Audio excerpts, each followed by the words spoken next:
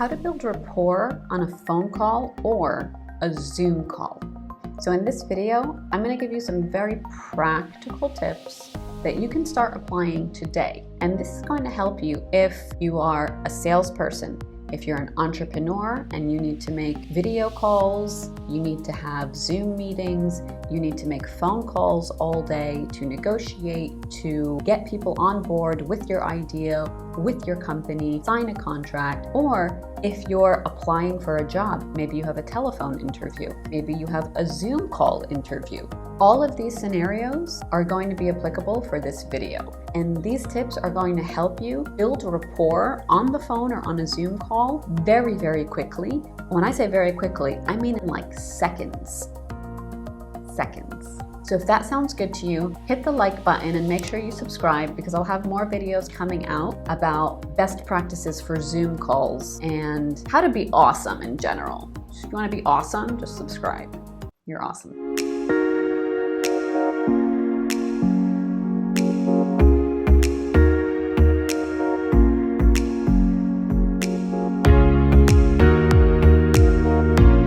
Okay, the first tip to build rapport when you're on the phone or on a Zoom call is to M&M. That's it. Eat some M&Ms. Your day is better already. M&M stands for mirror and matching. And this technique, if you're into sales trainings, if you're into communications, linguistics, NLP, I'm sure you've heard this term before. Mirror and matching is one of the most powerful and simple things that you can do if you're paying attention to it. And very simply, what it is exactly what it sounds like. So when the other person picks up the phone or they get on the Zoom call and you're able to see them or hear them, let's say, for example, their speech is really fast, then you need to all of a sudden speak faster. Let's say they're very laid back in their mannerisms and in their tone. Then you need to be the same. Although that might be frustrating for you because naturally you might be a fast talker. Naturally you might be very excited and you have a lot of things on your plate and you like to get things done fast, so you speak fast. But if that person on the other end of the line or on the other side of that video speaks more calmly and laid back, guess what? So do you, at least in the beginning. The other thing that you want to match is their tone of voice. So not only are you matching the speed at which they're speaking, but you're also matching their tone. Now, of course, I'm not saying change what you sound like completely, but what I am saying is this: you are a chameleon. You are going to morph ever so slightly into something that resembles what you're hearing and seeing on the other end. That's probably the best way I can explain it. And I hope you enjoyed this video. No, there's more. Stay with me. The other thing that you want to mirror and match is their words. The words that they use are so crucial to how close they feel to you, how much they think that they're going to want to work with you, they're going to want to hire you, that you understand them, and that they like you, by simply repeating their words back to them. And this might seem like the simplest tip ever, but you know why it's so simple? Because most people don't do it, and therefore it's so powerful because it just doesn't get used. So this is actually such a simple tip to repeat their own words back to them. But if you think about the last time that you had a bad phone call or a bad Zoom call, did the person on the other side, did they just continue on with the way they spoke and their words, or did they use your words? Did they incorporate the phrases that you said? Because I promise you, if you start paying attention to this aspect, you will be liked more and have better rapport when you start repeating the same exact words that somebody's telling you. So just like there's multiple words for the same thing, stop using your words and start using the other person's. So for example, if they say, my customers aren't happy with our products, and you would normally say your clients aren't happy, don't keep saying your clients. Use their words. Talk about their customers. Okay, so your customers aren't unhappy with your products. Okay, I understand. And then you continue. A lot of people will make the mistake of continuing to use their own words. Oh, so your clients aren't happy? They didn't use the word clients. Right there, even on a subconscious level, that triggers something in their brain that says this person doesn't really get me. They don't really understand our business. They're not really listening. All of these are bad. You don't want that person to ever think anything related to these things. So keep it simple and just repeat their own words back to them. Which brings me to the second point. What you should be doing on every phone call and on every Zoom call is something as simple as this.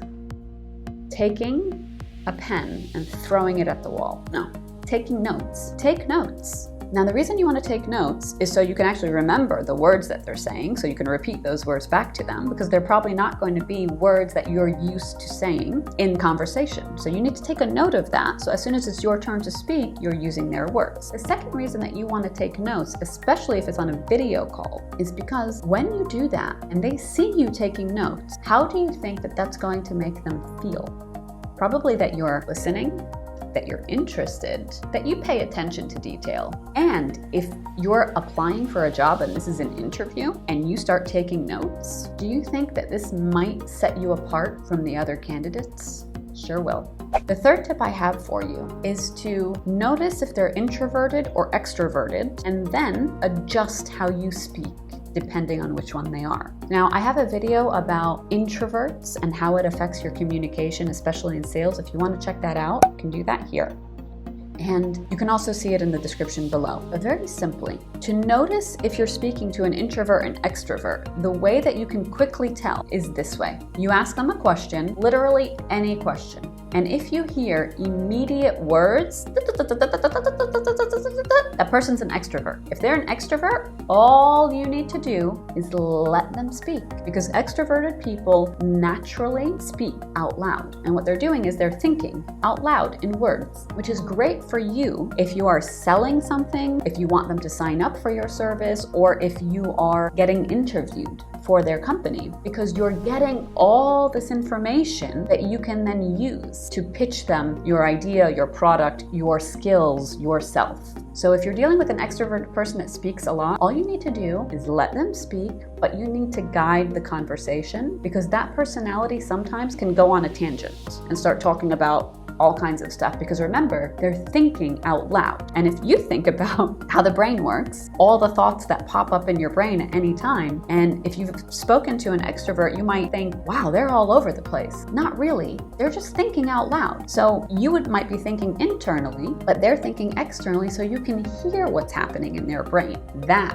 is powerful. Now, how are you going to know if you're dealing with an introvert, and how do you deal with an introvert on the phone or on a Zoom call? Here's how. When you ask them a question and you get this, and then you get an answer, you're talking to an introvert right there. Let that register in your brain. This is an introvert I'm on the phone with. The way you deal with introverts is very different to the way you communicate with extroverts. When you're talking to an introvert, they generally are not going to give you a lot of extra information, because introverts think internally. And that's why when you ask them a question, first you're going to get a pause, because they're thinking in their mind. And when they speak, they're going to give you a more refined answer that they've just kind of thought through very quickly. So the way you have a conversation with an introvert is by asking them questions. Now, you want to ask not just any questions, they have to be smart, open questions. And you can watch this video to get some ideas of what that means. Or you can also check out my course. I have courses on how to ask smart, open questions and what that actually means and how to do it. All of these things I'm mentioning will be in the description below. You can check that out, and you can get a free trial to the course as well. Okay, but to summarize, extroverts and introverts, extroverts, let them talk, just guide that conversation and gather all that information, take notes, repeat their words back to them. Introverts do the same thing, but you will have to ask them more questions, make sure they're smart, open questions to really get that conversation flowing. And then you still use the same techniques, take notes, mirror and match their speed, their tone, their words, and your rapport will go through the roof. I do have one last tip for you. This tip is extremely underutilized, and that is so simple. You need to say their favorite word. Now, if I'm going to ask you what your favorite word is, you can pause this video and even think for a minute. Write down what you think your favorite word is and come back. Your favorite word is this. It's your name. Your first name is your favorite word. Psychologically, on a subconscious level, it is your favorite word. It goes back to when you were a child. Maybe you got attention, maybe you didn't get attention. But regardless, as human beings, we love to hear our name. We love it. So if you want to build rapport on the phone or on a Zoom call, say the person's name. Just their first name. You don't need to say Mr. or Miss or Sir. You don't need to do any of that. Just say their name, okay? Beyonce had it right. It's Beyonce, right? Say my name, say my name. Okay, so Beyonce was basically teaching sales and communications, just in disguise. Okay, I think we're done with this video. I hope you enjoyed these tips on how to build rapport. Use some of them, or all of them, if you can, on your next phone call or on your next Zoom call. Make sure you subscribe so you don't miss the next video, and I'll see you soon.